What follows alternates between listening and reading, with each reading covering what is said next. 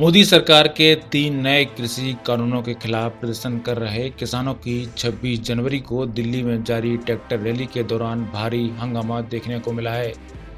एक तरफ प्रदर्शनकारी किसान रूट बदलकर दिल्ली में आगे बढ़ते दिखे, वहीं पुलिस उन्हें रोकने के लिए उन पर आंसू गोले दागते नजर आई।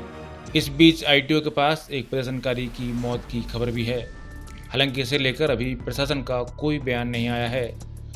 कुछ दिन पहले अमेरिकी संसद कैपिटल हिल पर पूर्व राष्ट्रपति डोनाल्ड ट्रंप के समर्थकों ने हंगामा किया था और उस पर कब्जा कर लिया था। आज वैसा ही नज़ारा भारत में देखने को मिला। आंदोलनकारियों का एक जत्था पुलिस को चकमा देकर लाल किले पर पहुंच गया है और उसकी प्राचीर पर अपने संगठन का झंडा फहरा दिया। इसके साथ ही आंदोलनकारियों ने लाल किले पर कब्जा जमा लिया। हालांकि तुरंत मौके पर पुलिस पहुंच गई है और आंदोलनकारियों को समझाने की कोशिश की जा रही है। इससे पहले प्रदर्शनकारी किसान बैरिकेड्स तोड़कर सेंट्रल दिल्ली के आईटीओ इलाके में पहुंचे, जहां प्रदर्शनकारियों में से कुछ लोग पुलिस कर्मियों पर हमला करते भी दिखे। इस दौरान कुछ प्रदर्शनकारी एक पुलिसकर्मी को भीड़ से बचाते भी नजर आए। आईटीओ में प्रदर्शनकारियों ने डीटीसी बसों के साथ तोड़फोड़ भी की। इस इलाके में प्रदर्शनकारी और पुलिस के बीच झड़प में दोनों पक्ष से कुछ लोग घायल हुए हैं। इस बीच किसान नेता राकेश टिकैत से जब पूछा गया कि यह कहा जा रहा है कि आंदोलन अब किसान नेताओं के हाथ से निकल गया है, तो उन्होंने कहा कि हम उन लोगों को जानते हैं जो माहौल बिगाड़ने की कोशिश कर रहे हैं। ये राजनीतिक दलों के लोग हैं जो आंदोलन को नुकसान पहुंचाने की कोशिश कर रहे हैं।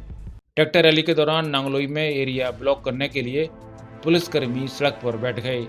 इस तरह के नज़ारे भी देखने को मिले हैं। दिल्ली पुलिस ने किसानों को 3 रूट सिंघू, टिकरी और गाजीपुर बॉर्डर से ट्रैक्टर रैली करने की इजाज़त दी थी। राजधानी में ट्रैक्टर रैली करने की इजाज़त सशर्त दी गई थी और कहा गया था कि राजपथ पर होने वाले गणतंत्र दिवस समारोह के बाद ही रैली की जा सकती है।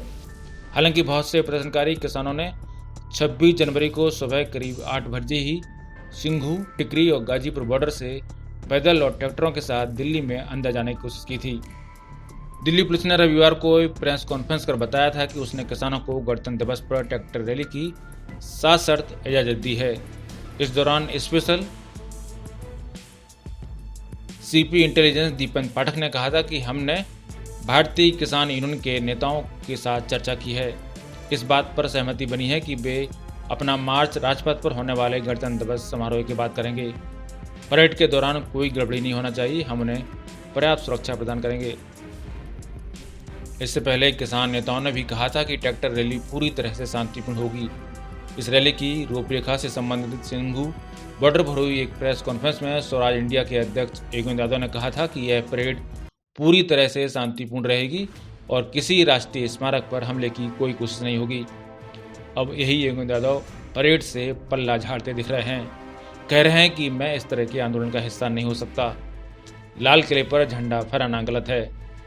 प्रेस कॉन्फ्रेंस के दौरान एक किसान नेता ने कहा था कि किसान परेड का मकसद यह है कि हम पूरे देश को बताएंगे कि हम देश के अन्नदाता हैं, आप हमारा दुख दर्द समझिए। उन्होंने कहा था कि हम जनता को यह संदेश देंगे कि आपके अन्नदाता का अस्तित्व खतरे में है, पर हमारी कोई भी सुनवाई नहीं हो रही।